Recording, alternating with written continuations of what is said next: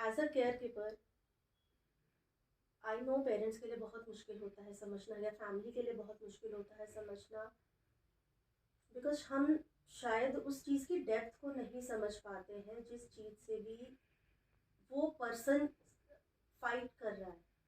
May be हमारे लिए बहुत छोटी चीज़ हो, या वो थॉट हमारे लिए बहुत छोटा हो, बट फॉर समवन एल्स जिसके माइंड में वो कॉन्स्टेंटली हैमर कर रहा है थॉट, उसके लिए वो बहुत बड़ी चीज़ है।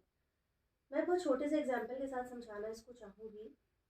जब हमारे हाथ में स्लीवर या फांस लग जाती है तो दिखने में तो बहुत छोटी सी होती है, लेकिन वो कितनी तकलीफ देती है, वो जो पर्सन उसको फेस कर रहा है ना, सिर्फ वही समझ सकता है। ऐसा ही कुछ जो बच्चे एंजाइटी से गुजर रहे हैं, जो डिप्रेसिव मोड्स में जाते हैं, ऐसा ही कुछ उन बच्चों के साथ भी है। सबसे इम्पोर्टेंट चीज़ क्या है कि आप उनकी फीलिंग को इनवैलिडेट ना करें।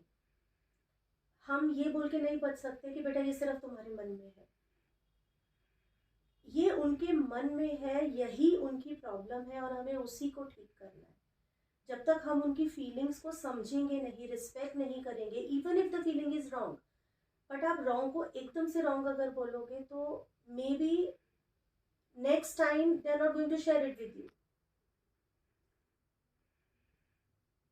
आई कंपेयर्ड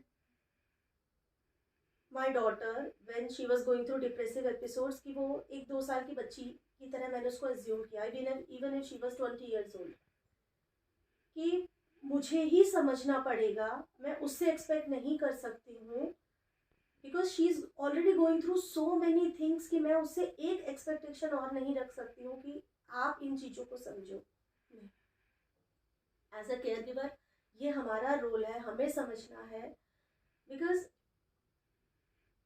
कई लोग क्या करते हैं कि सपोज कोई पर्सन अपनी बहुत सारी चीज़ों में इन्वॉल्व है एंड बाहर लोगों से मिलने का मन नहीं है, वो किसी से बात नहीं करना चाह रहा है, तो समटाइम पेरेंट्स से यार ट्राई तो करो, या कोशिश तो करो। आपको नहीं लगता ये कुछ ऐसा ही साउंड करता है कि एक अपाहिज को हम बोले एक बार चलने की कोशिश तो करो? नहीं, वो उस फ्रेम ऑफ माइंड में है ही नहीं, वो स्टेट ऑफ माइंड में है ही नहीं। देर आर मेनी टाइम्स जब मुझे अपने आप को समझाना पड़ा, don't make this about you, don't make this about you, because इंसान हर चीज को अपने ऊपर बहुत जल्दी से अटैकिंग मोड पे ले लेता है, but this is not the correct approach.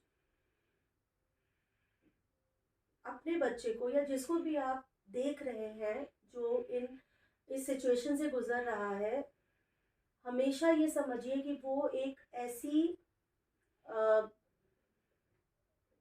ऐसी बेल की तरह हो जाता है, एक ऐसे पौधे की तरह हो जाता है जिसको उस वक्त बहुत ज़्यादा सपोर्ट और सहारे की ज़रूरत है। एंड आपको उस वक्त उसके लिए सिर्फ अम्ब्रेला बनना है, आपको सिर्फ उसका सपोर्ट सिस्टम बनना है। अगर आप उसकी बातों को नकार दोगे, अगर आप उसकी बातों को इम्पोर्टेंस नहीं दोगे, आप उसकी बातों को समझना शुरू करिए।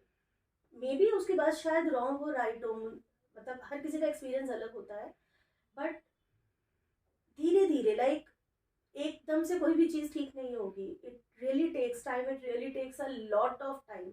अप्स एंड डाउन्स आते रहेंगे बहुत ज़्यादा, बैक टू स्क्वायर वन पहुंच जाते हैं, but keep fighting, that is the only mantra जो मैंने अपने आप को सिखाया कि when you are going through tough times ना, आप वहाँ रुक नहीं सकते। ऑलरेडी आप इतना कुछ फेस कर रहे हो, वहाँ पे आप क्यों रुकोगे? You have to cross this path, you have to reach on the other part of the road. तो that is only what I want to से।